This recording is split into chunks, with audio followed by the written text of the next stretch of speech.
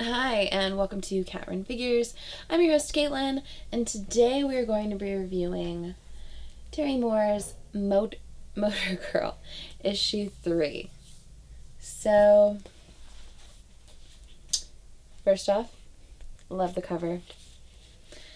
Alright, so jumping right on into the comic, we delve a bit more into Sam's mental well-being and into what exactly she endured when she was in Iraq and why it is that she sees a talking gorilla and who he is to her.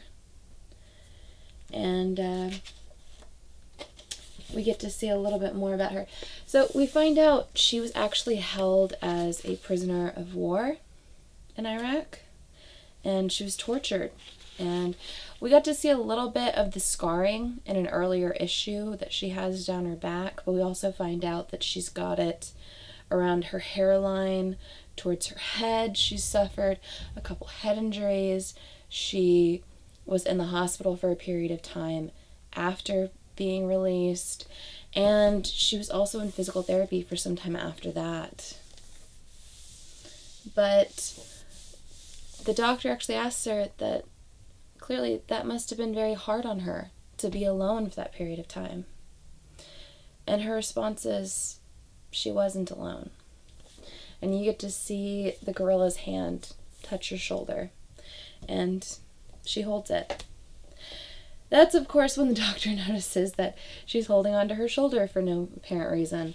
But the doctor's concerned that there might be a little something more going on with Sam's head than just migraines, that this could actually just be a symptom of something much worse. And of course, Sam doesn't want to go into running a bunch of tests. She just wants something to alleviate the pain.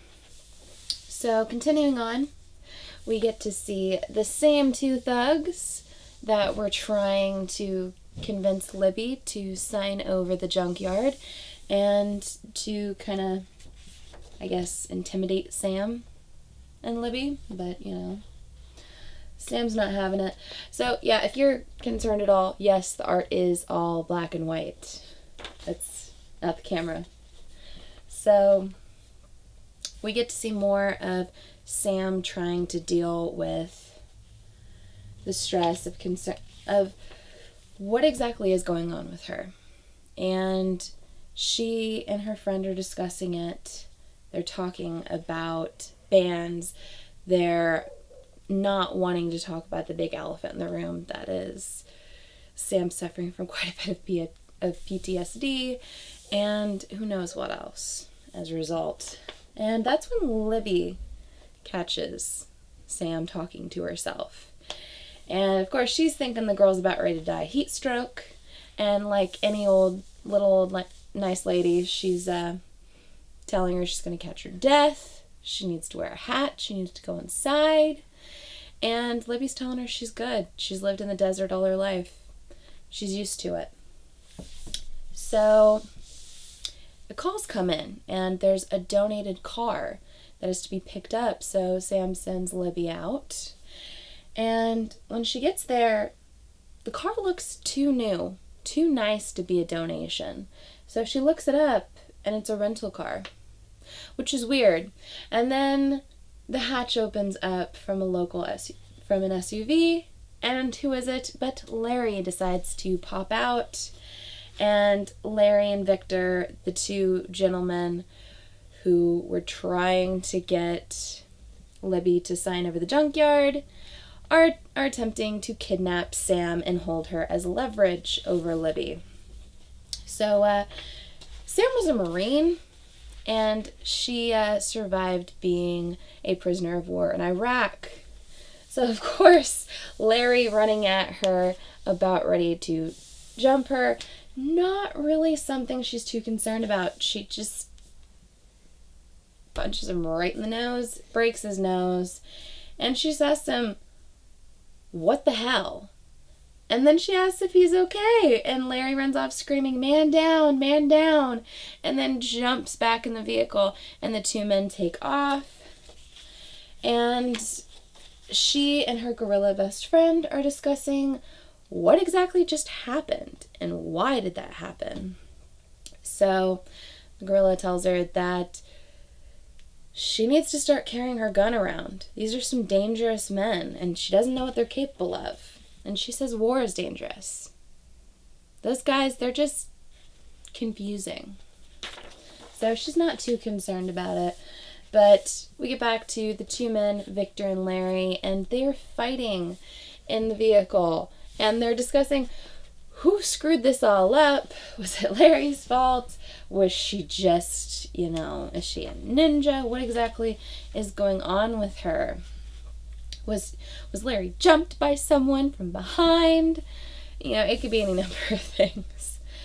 But Sam gets back to the junkyard and the heat's getting to her. And her migraine has just gotten so bad. And she starts to collapse in an easy chair. And the gorilla begs her, what can he do to help? Is there anything he can do for her? And she says, please, just stop talking. And there she collapses, holding her head. And you get to see that he's holding his as well. And this is a very hard thing to see. But continuing on, both Larry and Victor are skulking around on the property in the middle of the night. And their whole idea is they're going to kidnap Sam in the middle of the night while she's asleep. Great idea, right? Well, until Larry gets abducted by a UFO. Yeah. So that happened. And it's really funny. I gotta tell you, I'm loving the hell out of Motor Girl. It's been a really good read for me. I wasn't really sure what I was expecting going into the series, but I really like the fact that the gorilla is a figment of her imagination. I don't really know what all she's going through, but there's a lot of underlying levels within this story. I love the art, which is weird because I normally would have an issue with a black and white comic, but it's really well done. I think it's great. It's been a fun read. So give me a like if you like this review. Comment below to tell me what you thought of Motor Girl issue 3 and what you think of all of the underlying themes that are going on here. Did you enjoy it as much as I did? Subscribe to my channel for more comic book content, or check out any of the older videos I have up for offer here on Cat Run Figures. And until next time, I'm your host, Caitlin. Bye.